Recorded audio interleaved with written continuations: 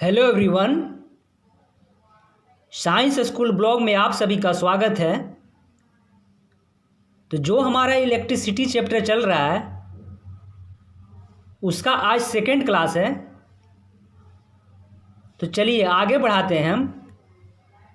तो आज हम लोग पढ़ेंगे 1 एम्पियर किसको बोलते हैं उसके बारे में। 1 एम्पियर किसको बोलते हैं उसके बारे में पढ़ रहे हैं, यानी कि 1 एम्पियर के बारे में पढ़ रहे हैं। 1 ampere is constituted by the flow of 1 coulomb of charge per second. देखिए 1 ampere is equal to 1 coulomb by 1 second.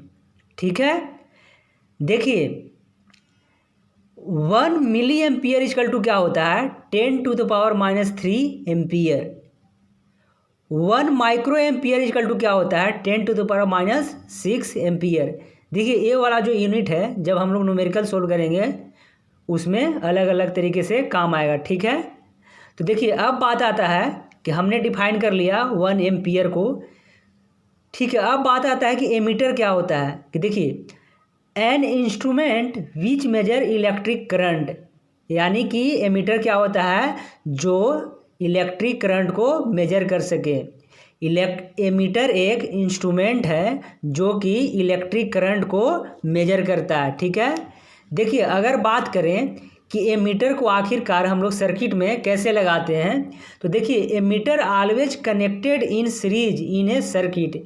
Ammeter को ऑलवेज हम लोग सीरीज में लगाते हैं। ठीक है, चलिए आपको एक फिगर में दिखाते हैं। देखिए यहाँ पे हमने क्या किया है कि एमीटर को कैसे लगाया है, सीरीज में लगाए हैं। ठीक है, तो चलिए एक क्वेश्चन हमने एनसीईआरटी का लिया है, एक क्वेश्चन हमने एनसीईआरटी का लिया है। ठीक है, देखिए क्वेश्चन क्या कहता है वो पहले देख लीजिए। A current of 0.5 ampere is drawn by filament bulb for 10 minute. Find the amount of electric charge that flow through the circuit. देखिए इसका ये क्वेश्चन ये कहना चाहता है कि देखिए जो एक इलेक्ट्रिक सर्किट है, क्या है इलेक्ट्रिक सर्किट है ना। अब हम लोग सर्किट के बारे में पिछले क्लास में बात कर चुके थे कि सर्किट किसको बोलते हैं। वहाँ पे जाकर आप साइंस स्कूल ब्लॉग पे जाकर वीडियो देख सकते हैं। देखिए कहता है कि एक इलेक्ट्रिक सर्किट है, उसमें क्या है बल्ब लगा हुआ, उसमें क्या है बल्ब लगा हुआ है और उसके अंदर करंट कितना पास हो रहा है तो 0.5 एम्पियर पास हो रहा है। ठीक है, अब कहता है कि अगर 10 मिनट तक बल्ब जलता है, दूसरी भाषा में कि 10 मिनट तक करंट को खींचता है कौन बल्ब, तो इस सर्किट के अंदर कितना चार्ज फ्लो कर जाएगा, कितना चार्ज फ्लो करेगा। तो सीधी सी बात है कि अगर उसको करंट खींच रहा है तो कहीं ना कहीं चार्ज को खींच रहा है, सीधी सी बात है।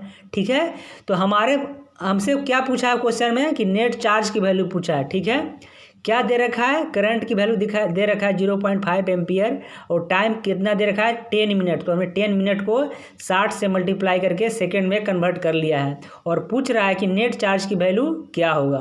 तो चलिए आगे देखते हैं। तो हम लोग सभी को पता है कि हम लोग चार्ज कैसे निकालते थे।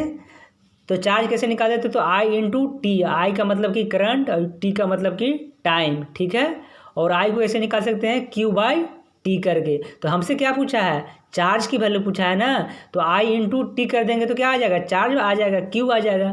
तो यानी कि Q equal to current into time. Current की वैल्यू कितना दे रखा है 0.5 एम्पियर और टाइम हमने 600 सेकेंड निकाला है। ठीक है, तो यहाँ देखिए Q इक्वल टू क्या आ जाएगा 300 एम्पियर सेकेंड। अभी हम लोगों ने जस्ट पढ़ा है कि देखिए एम्पियर को क्या लिख सकते हैं 1 एम्पियर को क्या लिख सकते हैं तो 1 कूलम बाय 1 सेकेंड। देखिए अगर कूलम बाय सेकेंड यहाँ पे क्या लिख सकते हैं कूलम बाय सेकेंड। अगर किसके जगह एम्पियर के जगह पर कूलम बाय सेकेंड कर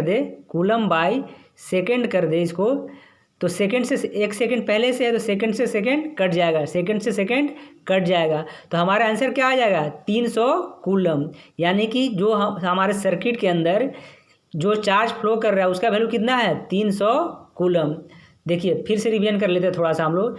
Q equal to I/T, Q equal to current into time. Current की वैल्यू कितना दे रखा है 0.5 एम्पियर और टी कितना है हमारा 600 सेकेंड।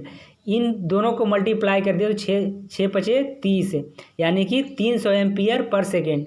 एम्पियर को क्या लिख सकते हैं कूलम बाई सेकेंड, और सेकेंड पहले से है तो सेकेंड से सेकेंड कट जाएगा, तो हमारा चार्ज की वैल्यू कितना आ जाएगा 300 सेकेंड। चलिए आज के लिए इतना ही रखते हैं, मिलते हैं नेक्स्ट वीडियो में। तब तक आप वीडियो देखते रहिए और शेयर करते रहिए।